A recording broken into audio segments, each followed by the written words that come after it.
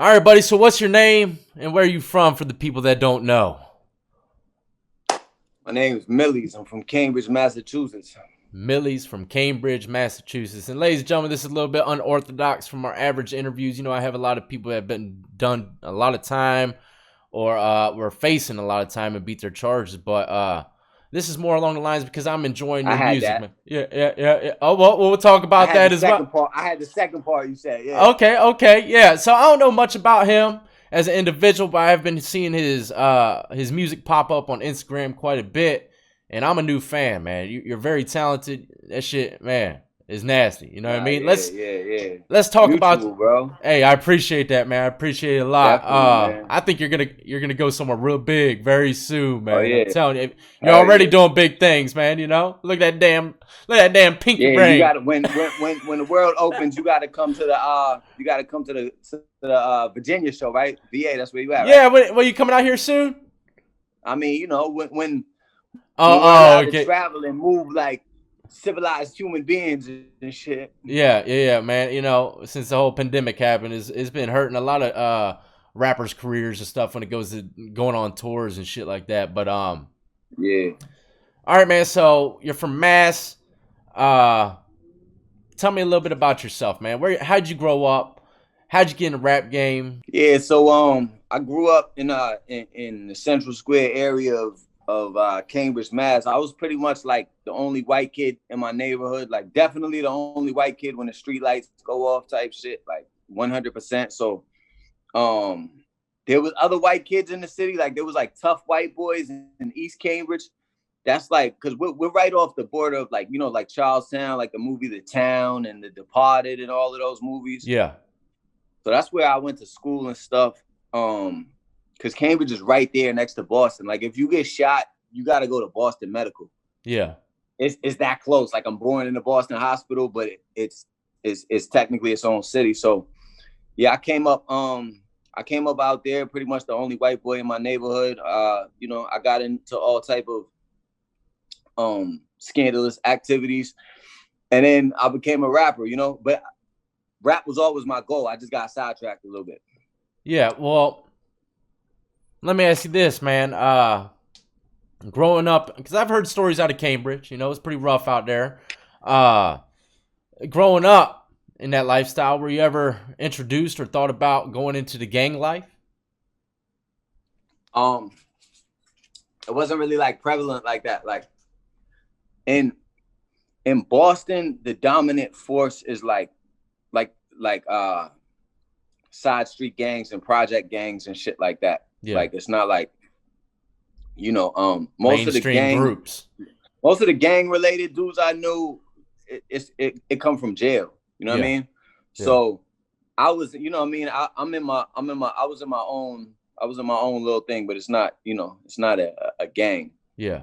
Well, look, being a white dude in a predominantly black area, uh, did you feel any kind of, I guess, uh, looked upon differently, or felt like you had to do things in a different way to be embraced by your Yeah. people around you? Yeah, I feel like I had to put in like triple the amount of work to be equal because I wanted to, you know what I mean? I wanted to have nice cars and be able to bring girls through the neighborhood and have jewelry and shit like that and be able to hustle. And I wanted to do that without, being extorted. And they would try to, when I'm like 11, dudes are going in my pockets when I'm going into the store and shit. You know what I'm saying? They were trying to victimize me from 11, 12, 13, around the age of 13.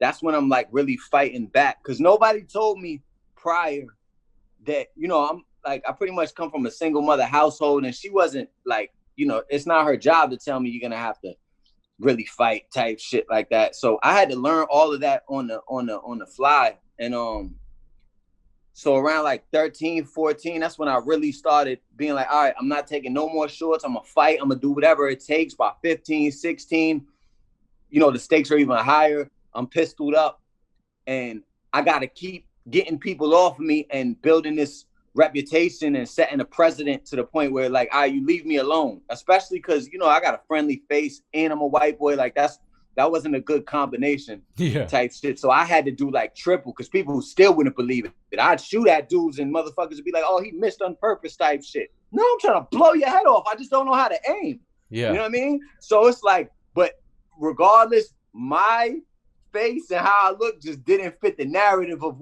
what a you know what I mean? Somebody told me in my neighborhood once, they said, yo, as black dudes, we're taught to like feel like white boys are pussy. You know what I'm saying? This is what I'm knowing, like 15 years old type shit. So I had to, you know, I had to do the most just to be kind of equal. And that's not to ever say I'm tough. I just had to do, because I was never the most violent person. I just had to use violence in certain situations so people would leave me the fuck alone so I could be myself, because I want to smile and I want to be, you know, charismatic and things like that. But people wouldn't let me live, and people wouldn't let me hustle either. And then I needed some money so I could get fresh. Well, let me ask you this, man. I know that's right. I mean, that's the story of a lot of individuals, man. Right. What do you think, you know, because if this type of stuff happened to some people, that it would just build hate within them, and they would hate the other side. They would hate the other life. No. You know? Because to preface it, there was always people who held me down, though. Okay. There you always, go. from the inception. I should have said that from the jump. Yeah, so you had plenty of love, though, too. When I'm by myself, that's when shit is happening. When I'm by myself, walking into like El Colosos and I'm young, that's when dudes is catching me near the soda aisle, and you know what I mean, and going in my pockets. When I'm young, I had friends that would fight with me to the death. I always had black friends that protected me. Black women protected me from. It's why I got such a love for black women, because even when you're growing up, it would be the black girls like, y'all leave that white boy alone, man. You know what I mean? Like, but a lot to the point, because there had to be a lot of leave him alone throughout until I started setting the precedent to leave me alone. You know what I mean? But as young, so no, I always had love.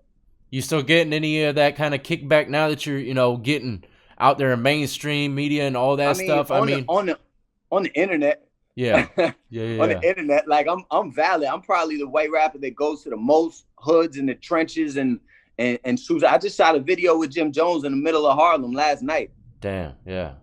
You know what I mean? And regular. That's what's up, man. So I get the kickback, but it's not. You know how it is now. More people. It's more thumb thugs now. So I kind of made through that stage. Now it's more just solidifying myself in the rap industry. Yeah.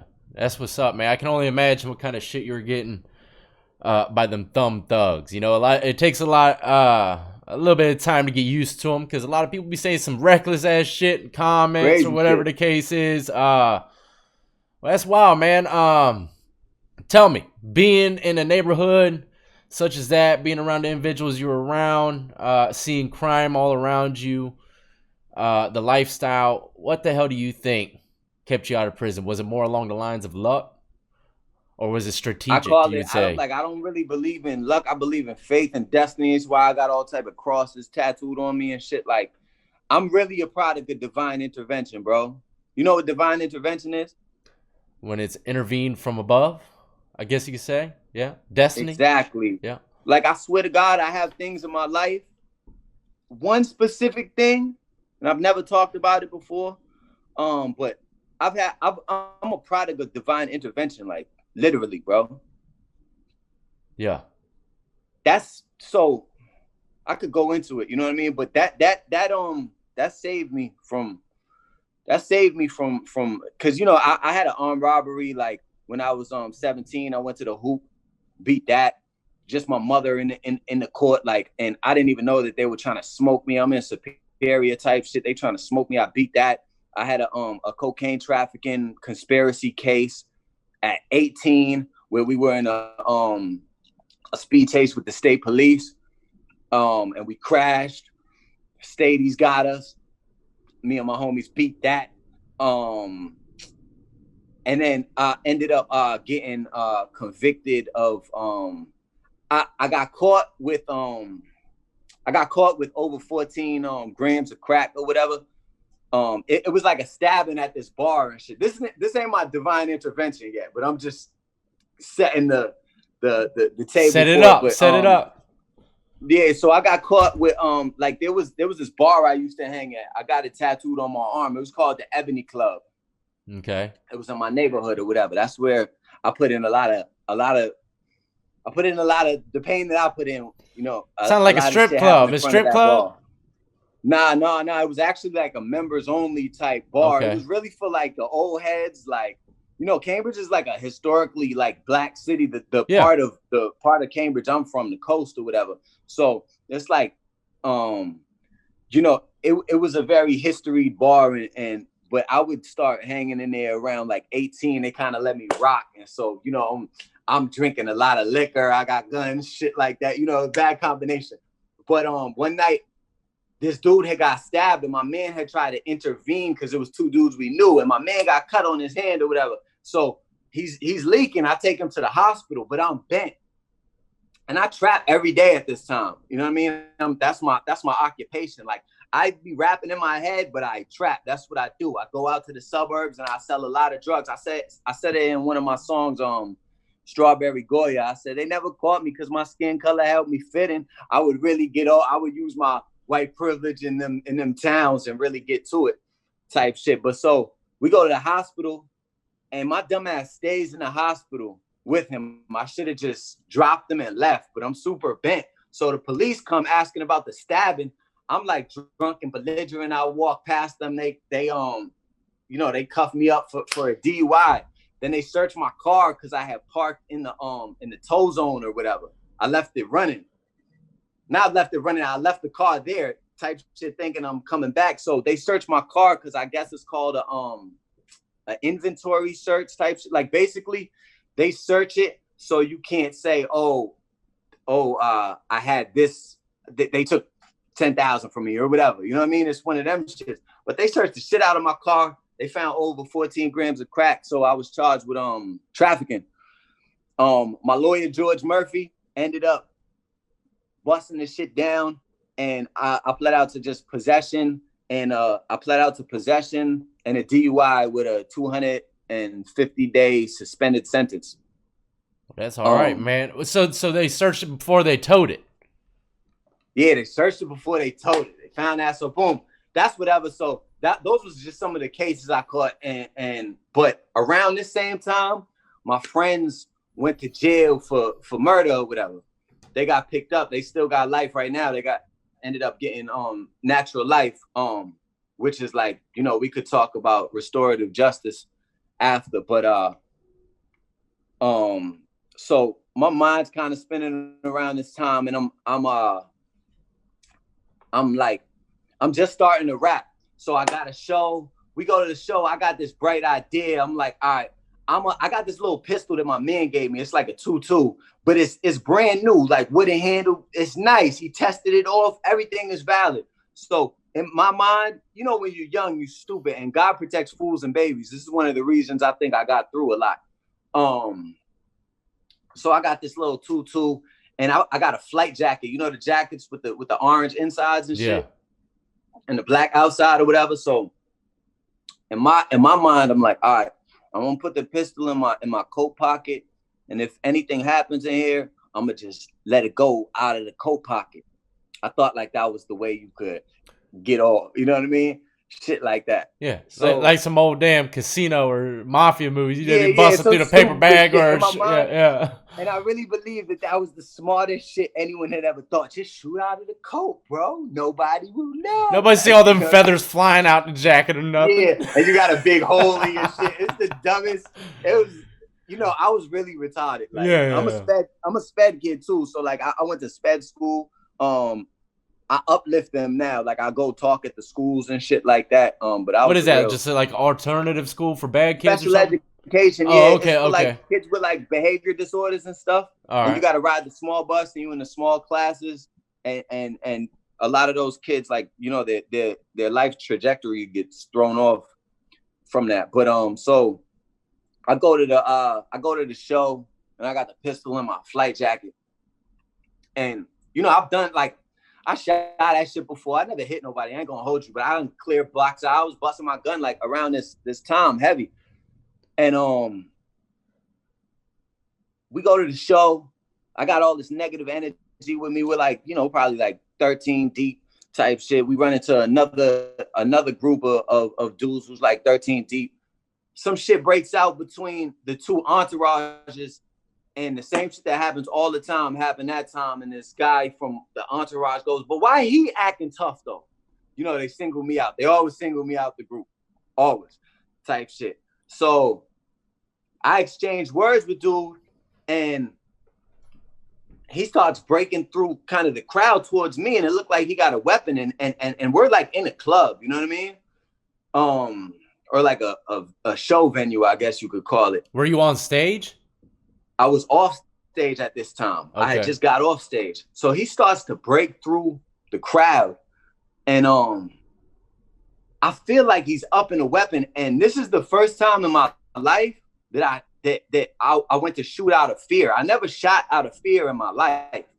Like every time I shot at people, it was off of just anger, and you know what I mean?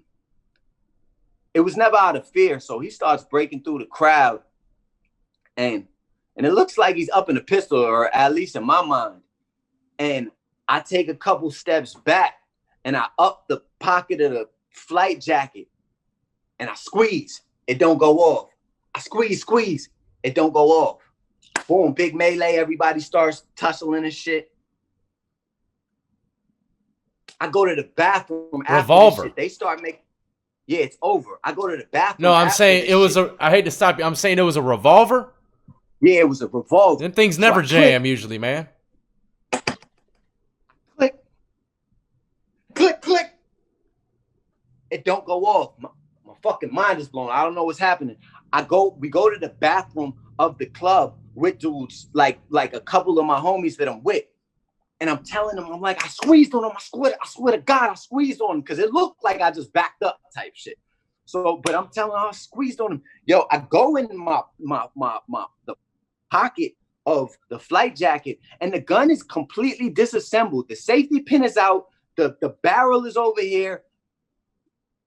I don't know how to disassemble a gun. Definitely not with one hand. And I'm not putting pressure on this shit through the course of the night.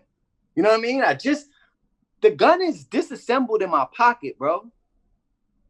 So I end up giving my man the safety pin, my other man the little barrel. I don't know to this day how that happened.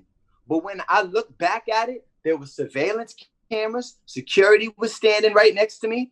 There were just witnesses all around type shit. Detectives circling the shit. Like as we're walking out, like detectives are circling, but no shots were fired. And every time in my career, or my life, I question what's going on. I always remember that. To me, that is divine intervention. I don't know if you're a religious man, but I believe God at the time knew I was a fool and a baby. I did not know what I was doing, and I had a bigger calling and a bigger purpose. I believe he disassembled that gun in my pocket because I don't know how to disassemble a firearm. And I definitely don't know how to disassemble a firearm with one hand in 2 seconds. I ain't do nothing irregular. Grabbed it. So yeah, that's wild, man.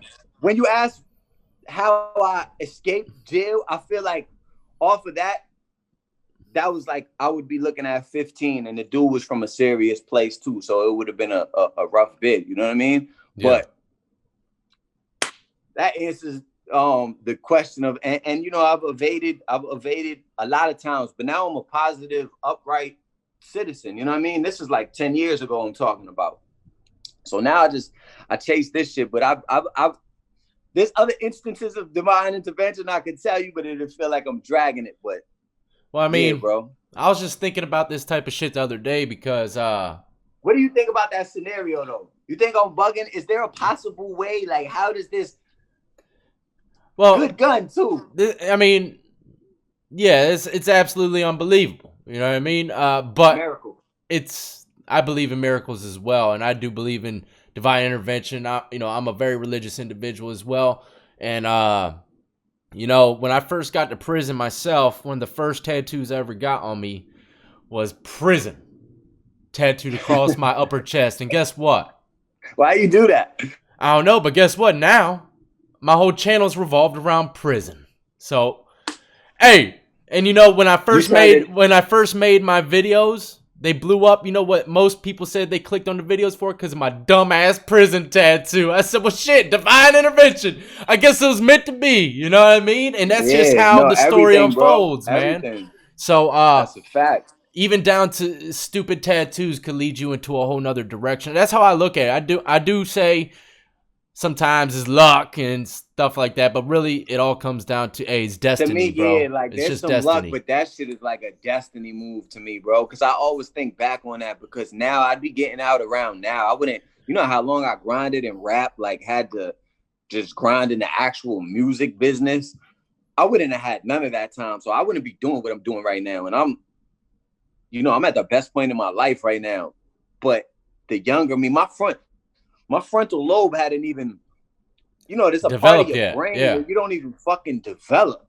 Yeah. So at that time, that's why, and that I believe is what I just feel blessed, bro. Yeah, the frontal lobe is what helps person to make wise decisions, I believe. I can't remember, but it has a lot to do with maturing, and a lot of people believe that, the age of adulthood shouldn't be 18. It should be a little older when that develops a little more, but that's a whole nother discussion, man. I believe it should be like 23. Yeah, man, because when you run into a 21-year-old, what do you think? Do you feel like they're like a whole grown man? Hell no. I don't. Yeah, mentally, come on, man. Yeah. You might be grown physically, but you're not all the way there. Yeah, so that's for sure, man. Well, that was a crazy ass story. I was thinking to myself as well, because I heard you freestyle quite a bit, man. And there's no way on earth that I can do something like that, Explain to me, man. Is it like your damn mind is opened up a little bit to where you can just think so fast and just spit shit? I never had a chance to ask people about that freestyle life, man.